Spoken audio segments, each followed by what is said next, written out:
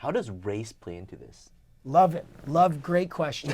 I routinely tell people, rightly, wrongly, the world is discriminatory. In a world where they have 30 to 60 seconds to make a decision, trust me, those biases are going to come out. Congratulations. Thank you very much. I appreciate that, Joseph. I heard you are now officially part of AILA CBP National. That is correct. That's yes, the sir. 2023 to 2024. That is correct. Yes, sir. Can you explain a little bit how AILA works? So, American Immigration Lawyers Association, it's a 15,000, 16,000 member national and international organization made up of immigration attorneys doing immigration work, supporting each other. And so from a committee standpoint, what that means is at a national level, you get to really kind of be at the head and at the forefront of all CBP issues. You'll get an email within this group that says, hey, a member just reported something out of South Florida or Toronto or New Jersey. Has anybody heard this? To then talk about it and potentially reach out to our contacts to see, hey, you know, is this a new policy or is this a training issue? We're not blaming anybody. We're not saying you're this, you're that. We're simply trying to get the information disseminated to our members so that our clients and the community at large can make their job easier. Right.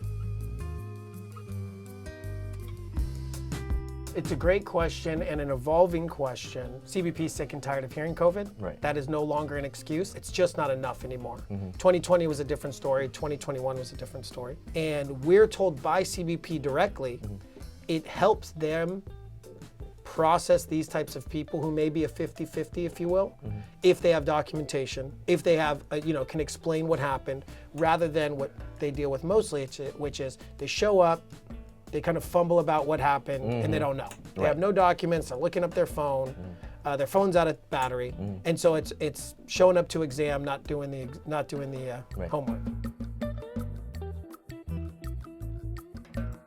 Love it. Great question. I routinely tell people, rightly, wrongly, the world is discriminatory and there are certain stereotypes and they would say data-driven statistics that they use to screen some people more than others. And so if you're a certain age, if you're a certain gender coming from a certain part of the world, there's always going to be a heightened a level of screening because they have the data. If you got it, let's say you're coming in not as an LPR at this point, but you're coming in on some type of student visa, tourist visa, and you're coming from a country where they have, the data that 80% of people that get this visa never come back. Guess what? Customs is that last line of defense, and it's unfair and completely unjust. But in a world where they have 30 to 60 seconds to make a decision, trust me, those biases are going to come out.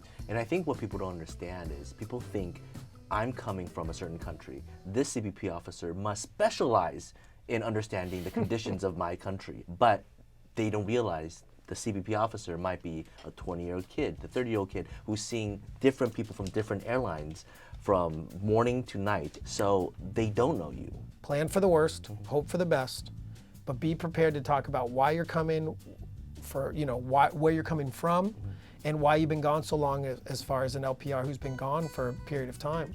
Because as much as you say, oh, COVID, that should be fine. They'll say, okay, yeah, everybody had COVID, or everybody was stuck in COVID. What else? We address our own issues with CBP in the same way that they look into their personnel. If we let them know, hey, we heard this happen, or a member's reporting that this happened. This was the officer's name, or this is when the situation occurred. Because we have the type of relationship now where we're not the annoying attorneys that are always complaining and saying, First Amendment violation this, First Amendment violation that. Oftentimes we're saying, hey, we're noticing a new trend. Please let us know if this is something we should prepare for, or if this is a training issue. Somebody's doing something that's not actually by the standards and practices you want. We just let you know.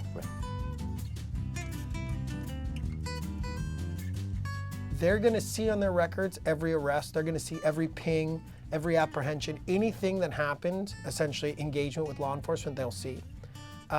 But from the standpoint of what happened, they oftentimes don't get to see a finality or some kind of conclusion. From the standpoint, though, of outside the United States or something that happened 30 years ago, we routinely see new access to databases, new agreements within between different countries. And so just because, and I get this question a lot, well, I come and go all the time and it's never been a problem. Why is it a problem now? And I have to remind people, either A, it wasn't a problem then because they saw it and those particular officers didn't want to make it a big deal, or B, they weren't aware of it, but now there's new sharing agreements across the board with different law enforcement agencies or intelligence agencies. And I've been told time and time again from CBP, if people can bring X documents, Y documents within the criminal context, it makes our life a lot easier. The biggest issue that we're seeing these days that is not just uncontrollable, but unfair, is the airline industries essentially playing judge and jury with LPRs because of their own system. Unfortunately, the airlines are penalized financially by CBP if they board somebody without proper documents. And so if you're the board of Delta, American, Lufthansa, what have you, you see this in a spreadsheet and say, oh, we can't have these numbers go up. You have to say, okay, to the very last person, and usually that's just a normal person working at an airline, checking people in, checking documents when they call your name over the intercom after security. They're not gonna risk their job if you have a sob story about how you got your green card stolen. And so it's just easier for them to say no, because at the end of the day, it's their job, or it's an internal airline policy. It's say, if we don't have one of these three things, there's no excuse. We're about to go to AILA conference in June in Orlando. What questions are we preparing to ask CBP? What CBP is dealing with now is there's so much advanced technology they're trying to implement. There's pilot programs. For example, they're no longer stamping passports, right? Because they're trying to deal with everything being electronic, nothing being kind of fiat, nothing being real or physical anymore. And that's going to lend itself to a myriad of problems, myriad of other issues. And so it's something to be mindful of. It's also something to think about from the standpoint of, I think COVID taught them and our government a lot about you can't just shut everything down because life continues, even during a global pandemic where people are dying. They've probably learned a lot about not just their role, but within a world of discretion, that they can end up being this beacon of hope for a lot of people who, you know, we had people go into a consulate interview after being in the United States for 20 years unlawfully. They get a waiver, they get forgiven, and now they're going to get their green card finally. And then the world shut down. And now they're in a foreign country that they were born in, sure, but haven't been back since, you know, they were young. And CBP were the first to say, okay, we understand the situation, we'll admit you, and you can go back. And so it's a testament to they can be the villain, like you said, but they can also be the hero. And if that doesn't tell you the amount of power they have, then I don't know what will. Thank you for coming in. Of course, Joseph, pleasure to be with you. Thanks for having me. I'm sure there will be plenty more to talk about, you know, through the summer, and I look forward to coming back. I'll talk to you at AILA. I'm looking forward to it.